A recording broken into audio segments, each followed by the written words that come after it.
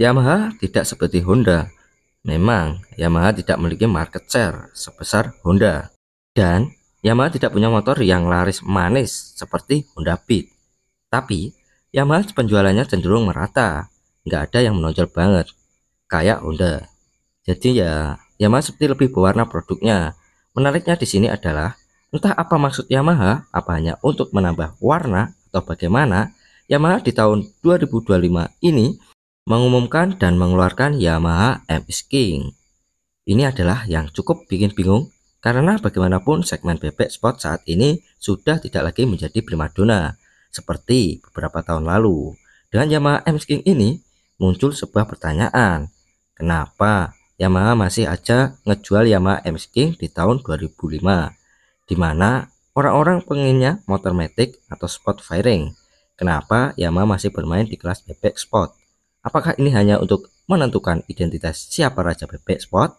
Dan apakah ini relevan? Ya, seperti biasa, yang belum nonton video sebelumnya bisa tonton setelah video ini. Jadi sebagai salah satu pabrikan besar, Yamaha memiliki reputasi yang cukup kuat di segmen bebek sport. Dan MX King adalah salah satu simbol keberhasilan Yamaha di masa lalu.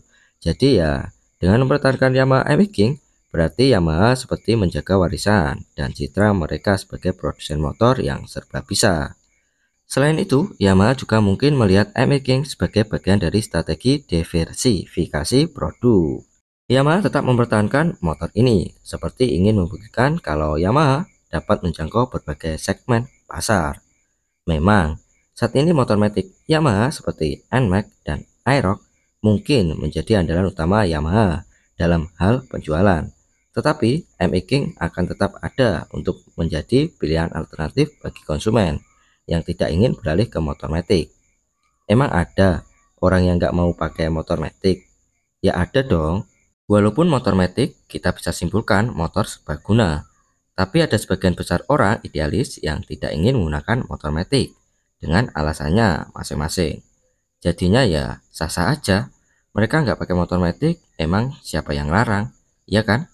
Kemudian selain itu, meskipun segmen motor bebek telah menyusut drastis, tapi Yamaha seperti masih memahami bahwa ada kelompok konsumen yang masih setia dengan motor jenis ini, terutama di segmen bebek sport. Dan konsumen ini biasanya adalah penggemar otomotif yang mencari sensasi berkendara dengan transmisi manual dengan harga yang terjangkau, karena ya mau bagaimanapun untuk membeli motor manual dengan harga terjangkau secara baru hampir tidak ada. Minimal harganya sudah di 30 jutaan. Nah, Yamaha masih ingin menghadirkan hal ini, yaitu motor kopling manual dengan harga yang masih terjangkau, yang mana Yamaha MX King dijual cuma di harga 28 jutaan aja. Jadi ya jelas, Yamaha ingin menghadirkan segmen ini. Terlebih lagi, MX King bisa dibilang masih memiliki basis penggemar loyal, terutama di kalangan anak muda di daerah tertentu yang masih mengidolakan performa tinggi dan desain sporty. Bagi mereka, MX King bukan sekedar kendaraan, melainkan simbol gaya hidup dan identitas. Dan bagi mereka, apa itu motor matic?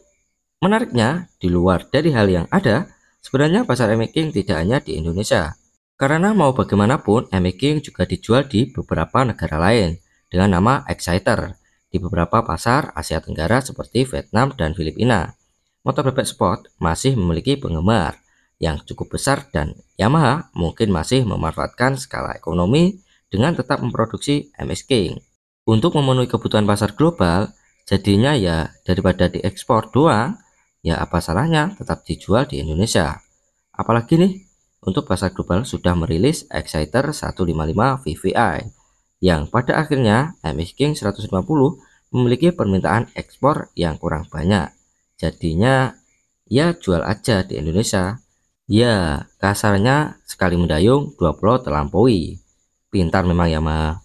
Bukan pintar aja sih, Yamaha memang berani membuat pasar dan membentuk pasar. Tapi sayangnya biasanya yang menikmati pasar yang dibentuk Yamaha ya si Honda. Iya kan?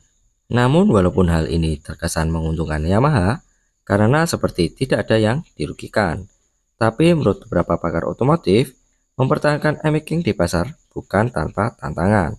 Misalnya dengan pasar yang semakin kecil, biaya produksi e-making mungkin menjadi tantangan tersendiri, yang pada akhirnya Yamaha harus memastikan bahwa produksi motor ini tetap efisien dan menguntungkan. Walaupun memang pasar ekspor menjanjikan, tapi tetap aja permintaan motor ini tidak akan sebanyak motor matic.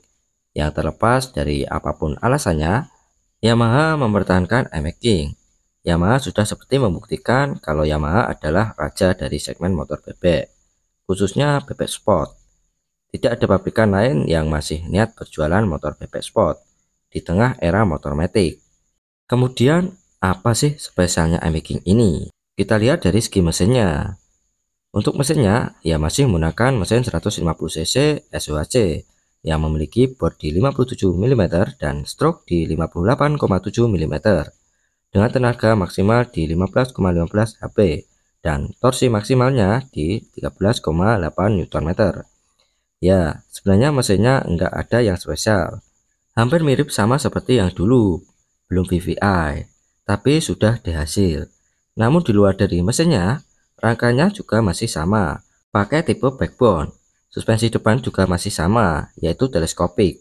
Belakang juga menusuk, rem juga masih sama, double disc brake.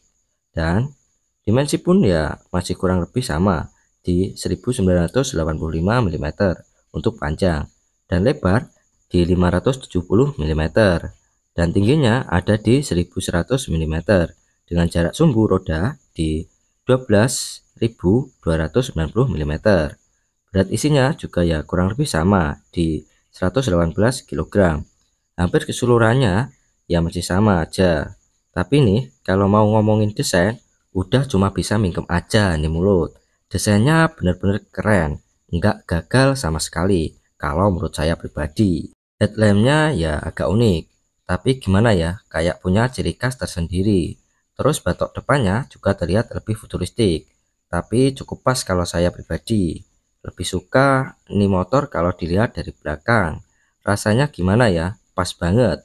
Komposisinya kecil enggak, besar juga enggak. Ngepas jadinya. Yang bisa dibanggain dari e-making terbaru, ya tentu aja hanya desainnya, sisanya ya kurang lebih sama. Tapi nih, kenapa masih belum VVI?